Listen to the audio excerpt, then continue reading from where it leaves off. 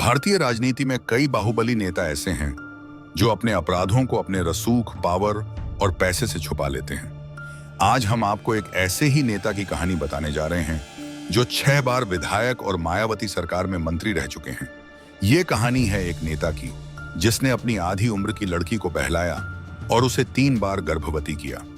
इसके बाद उसने उस लड़की के साथ जो किया वह सुनकर आज भी दिल दहल जाता है। हम बात कर रहे हैं मधुमिता शुक्ला और अमरमणि त्रिपाठी की। आखिर क्या है अमरमणि त्रिपाठी और मधुमिता शुक्ला की पूरी कहानी? इस वीडियो में हम सब कुछ सिलसिलेवार तरीके से बताएंगे। इस केस की सच्चाई जानकर आपको भी विश्वास करना मुश्किल होगा, तो बने रहिए हमारे साथ वीडियो के अंत तक। आगे बढ़ने से पहले अगर आपने अब तक स्कैरी जोन चैनल को सब्सक्राइब नहीं किया है तो अभी कर लीजिए और बेल आइकन दबाना न भूलें ताकि आपको हमारी सभी नई कहानियों की सूचना मिल सके। चलिए अब कहानी शुरू करते हैं। साल 1980 में अमरमणि त्रिपाठी ने पहली बार विधायक का पद हासिल किया। आने वाले वर्षों में वे उत्तर प्रदेश की राजनीति के एक प्रमुख चेहरे बन गए। उनकी राजनीतिक पकड़ इतनी मजबूत थी कि वे न केवल बार बार विधायक चुने जाते रहे बल्कि सरकार बदलने के बावजूद हर पार्टी की सरकार में मंत्री बन जाते थे। दूसरी ओर हमारी कहानी की दूसरी अहम किरदार मधुमिता शुक्ला हैं। वे बहुत ही कम उम्र में कवि सम्मेलनों के आयोजकों की पहली पसंद बन गई थी। मधुमिता की उम्र अभी 20 साल भी नहीं हुई थी, लेकिन तीखे तेवर और बेहतरीन कविताओं की वजह से वे दर्शकों में काफी लोकप्रिय हो चुकी थीं। उन्होंने अपने करियर की शुरुआत छोटे मोटे मंचों से की थी, लेकिन उनकी बढ़ती लोकप्रियता के चलते उन्हें दूसरे राज्यों से भी न्योता मिलने लगा था। साल 2000 में मधुमिता शुक्ला को दिल्ली में आयोजित एक कवि सम्मेलन में शामिल होने का निमंत्रण मिला। हजारों की भीड़ के सामने मधुमिता ने अपने उम्दा कवि कलाकार का परिचय दिया और सभी को अपनी कविताओं से मंत्रमुग्ध कर दिया। इस दर्शक मंडली में उत्तर प्रदेश की राजनीति के बाहुबली नेता अमरमणि त्रिपाठी की मां सावित्री मणि त्रिपाठी भी मौजूद थीं। सावित्री को कविताओं से विशेष प्रेम था। कार्यक्रम के दौरान जब सावित्री को पता चला कि मधुमिता भी लखनऊ की ही हैं, तो एक ही शहर के होने के नाते उन्होंने अपनी 2 बेटियों के साथ मधुमिता से मिलने का निर्णय लिया। कार्यक्रम के समाप्ति के बाद सावित्री ने मधुमिता से व्यक्तिगत रूप से मिलकर उनका उत्साह बढ़ाया। इतना ही नहीं, उन्होंने मधुमिता को लखनऊ वापस आने पर उनके घर आने का निमंत्रण भी दिया। मधुमिता अमरमणि त्रिपाठी के राजनीतिक प्रभाव से भली भांति परिचित थीं, इसलिए उनके निमंत्रण को स्वीकार करना उनके लिए बड़े सम्मान की बात थी। उन्होंने खुशी खुशी वादा किया कि लखनऊ लौटने पर वे अवश्य मिलेंगी। लखनऊ वापस लौटते ही मधुमिता अमरमणि के घर उनकी मां से मिलने गईं। उनकी पहली मुलाकात बेहद सुखद रही। सावित्री मधुमिता की कविताओं से इतनी प्रभावित हुईं कि उनके घर आने जाने का सिलसिला शुरू हो गया। एक दिन मधुमिता अमरमणि त्रिपाठी के घर आती हैं। अमरमणि की नजर मधुमिता पर पड़ती है। वह पहले भी कई बार मधुमिता शुक्ला के बारे में सुन चुका था और उसकी मां भी अक्सर मधुमिता की बातें किया करती थी। पहली मुलाकात में ही अमरमणि मधुमिता से अपने चुनावी भाषण के लिए कुछ पंक्तियां लिखने का अनुरोध करता है। मधुमिता तुरंत उसकी बात मान लेती हैं और कुछ पंक्तियां लिखकर दे देती हैं। इस तरह अमरमणि और मधुमिता के बीच बातचीत का सिलसिला शुरू हो जाता है। धीरे धीरे दोनों का मिलना जुलना नियमित हो जाता है। बाहरी दुनिया के लिए मधुमिता अमरमणि के चुनावी भाषण तैयार करती हैं। यह सिलसिला कुछ महीनों तक चलता है और फिर आता है साल 2003। 9 मई की शाम थी। लखनऊ के निशादगंज इलाके की पेपर मिल कॉलोनी के मकान नंबर 3360 में मधुमिता अपने नौकर के साथ रहती थी। वह कुछ लिखने में व्यस्त थीं जब अचानक दरवाजे पर दस्तक होती है। 2 व्यक्ति दरवाजे पर खड़े होते हैं। मधुमिता उन्हें अंदर बुला लेती हैं और अपने नौकर से चाय बनाने को कहती हैं। जैसे ही नौकर चाय बनाने में जुटता है, उसे अचानक घर के अंदर गोली चलने की आवाज सुनाई देती है।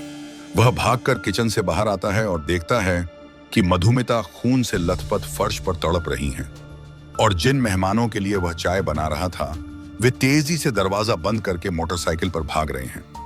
देशराज उन्हें भागते देख शोर मचाता है और मदद के लिए लोगों को बुलाता है, लेकिन कोई भी उन्हें पकड़ नहीं पाता।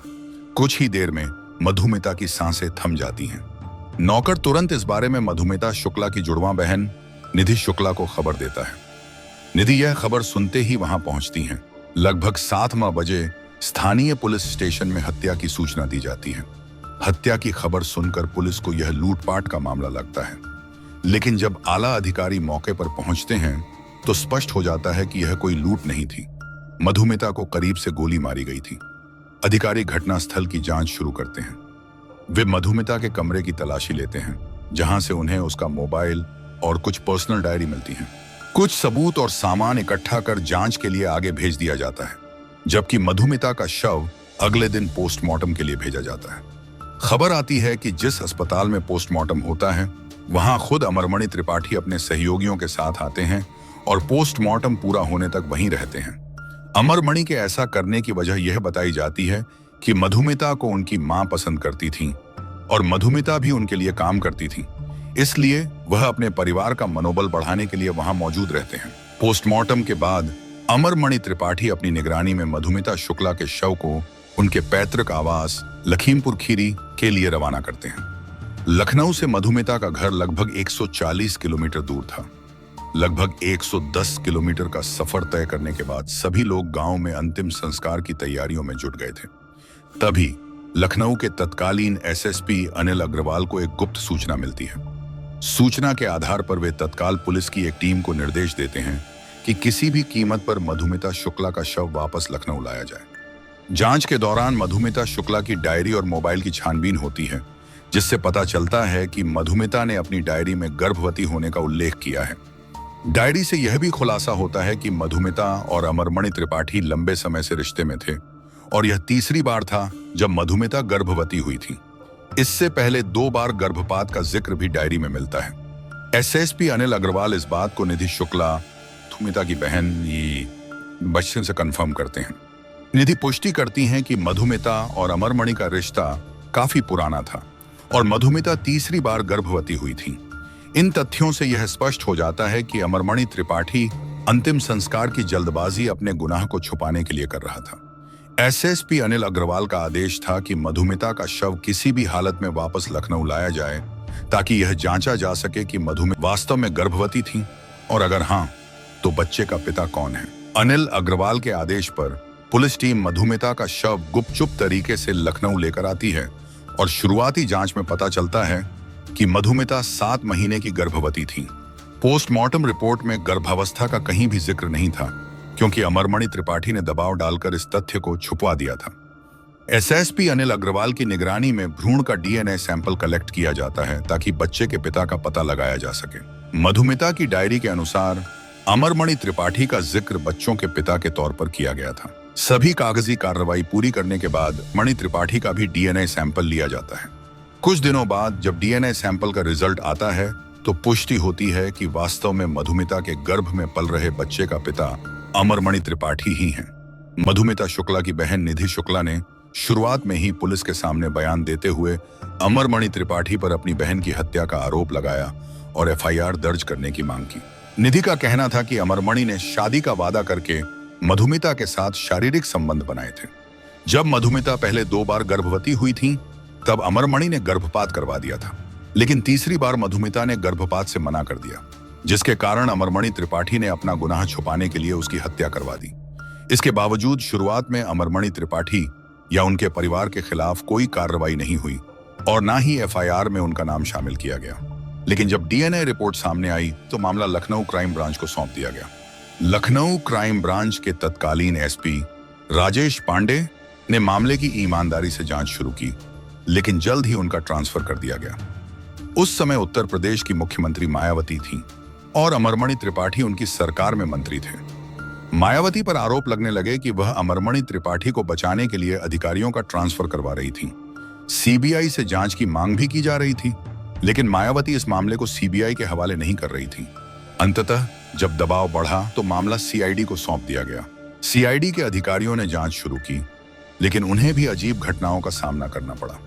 जब 2 अधिकारी अमरमणि त्रिपाठी के घर पूछताछ के लिए गए तो उन्हें मायावती सरकार ने निलंबित कर दिया। इससे मायावती पर अमरमणि त्रिपाठी को बचाने के आरोप और पुख्ता हो गए। जब हंगामा बढ़ा तो मायावती ने अमरमणि त्रिपाठी को मंत्रिमंडल से हटा दिया, लेकिन जांच में कोई तेजी नहीं दिखाई दी। इस बीच निधि शुक्ला ने तत्कालीन प्रधानमंत्री अटल बिहारी वाजपेयी से इस मामले की सीबीआई से जांच की मांग की। प्रधानमंत्री से दबाव आने पर मायावती ने अंततः 17 मई 2003 को मामले को सीबीआई के हवाले कर दिया। सीबीआई की जांच में कई चौंकाने वाले तथ्य सामने आए। यह केवल अमरमणि त्रिपाठी की हरकत नहीं थी, बल्कि हत्या एक साजिश के तहत अंजाम दी गई थी। सीबीआई ने पाया कि अमरमणि और मधुमिता की मुलाकातें आम हो गई थीं और शादीशुदा होते हुए भी अमरमणि ने मधुमिता से शादी का वादा किया था। जब मधुमिता तीसरी बार गर्भवती हुई और उसने गर्भपात से इनकार कर दिया तो अमरमणि की पत्नी मधुमणि त्रिपाठी को इस संबंध की भनक लगी। इस पर मधुमणि ने अपने भतीजे रोहित चतुर्वेदी से कहा कि वह अमरमणि पर नजर रखे। जब एक दिन अमरमणि मधुमिता के घर मिलने पहुंचे तो रोहित ने मधुमणि को सूचित किया। मौके पर पहुंचकर मधुमणि ने अमरमणि को रंगे हाथ पकड़ लिया। इसके बाद अमरमणि ने अपनी पत्नी को पूरी सच्चाई बता दी। मधुमणि ने तब कहा कि अगर मधुमिता शुक्ला को रास्ते से हटा दिया जाए तो समस्या हल हो जाएगी। मार्च 2003 में मधुमणि ने रोहित से इस हत्या की योजना बनाई। रोहित ने इस काम के लिए संतोष राय को नियुक्त किया। संतोष राय, रोहित चतुर्वेदी और मधुमणि की मीटिंग हुई, जिसमें मधुमणि ने कहा कि इस काम में जितना पैसा लगेगा वह देने को तैयार है। 9 मई 2003 को संतोष राय और उनके साथी प्रकाश पांडे ने मधुमिता के घर जाकर उसकी गोली मारकर हत्या कर दी। इस खुलासे के बाद 23 सितंबर 2003 को अमरमणि त्रिपाठी को गिरफ्तार कर लिया गया। हत्या के आरोप में संतोष राय, सत्य प्रकाश, प्रकाश पांडे, पप्पू इत्तई, रोहित चतुर्वेदी, मधुमणि त्रिपाठी, अमरमणि त्रिपाठी और यज्ञ नारायण दीक्षित को नामजद किया गया। गिरफ्तारी के कुछ हफ्तों बाद अमरमणि को हाईकोर्ट से जमानत मिल गई। जांच के दौरान सत्ता और पैसे का इतना दुरुपयोग हुआ कि कई अहम गवाह अपने बयान से पलट गए। मामले को नया मोड़ देने की भी कोशिश की गई, जिसमें अमरमणि पक्ष ने दावा किया कि मधुमिता ने 2002 में आईआईटी कानपुर के एक छात्र से शादी कर ली थी, जो बाद में झूठा साबित हुआ।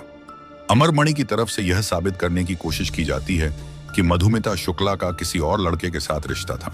इसके लिए उन्होंने बीएसएनएल के अधिकारियों से मिलकर फर्जी कॉल रिकॉर्ड्स तैयार कराए और कोर्ट में सबूत के रूप में पेश किए, लेकिन बाद में ये सबूत फर्जी साबित होते हैं। एक के बाद एक फर्जी सबूत और गवाह नाकाम हो रहे थे, लेकिन फिर भी अमरमणि त्रिपाठी पर कोई आंच नहीं आती और वह आजाद घूमता रहता है।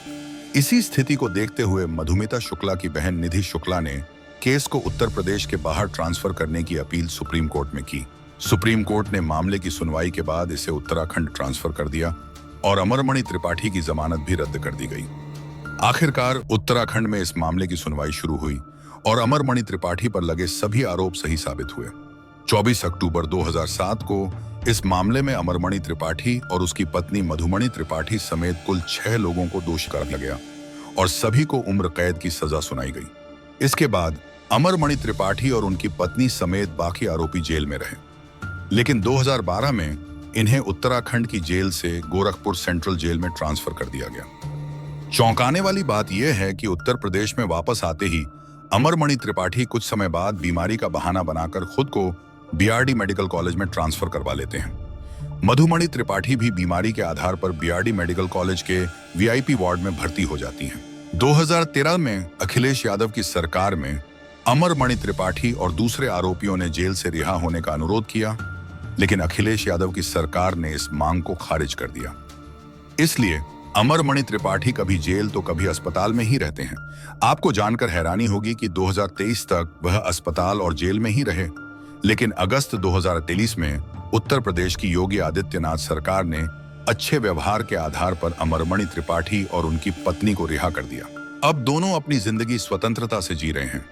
दूसरी तरफ मधुमिता शुक्ला की बहन निधि शुक्ला आज भी इंसाफ की लड़ाई लड़ रही हैं। दोस्तों, इस पूरे मामले पर आपका क्या कहना है? कमेंट बॉक्स में अपनी राय जरूर बताएं। अगर आपको हमारी मेहनत पसंद आई हो तो इस वीडियो को लाइक और शेयर करें। अगर आपने अभी तक स्कैरी जोन चैनल को सब्सक्राइब नहीं किया है, जल्द से जल्द सब्सक्राइब करें और बेल आइकन जरूर दबाएं। इसी तरह की अपराध जगत की कहानियों के लिए हमारे साथ जुड़े रहें। धन्यवाद।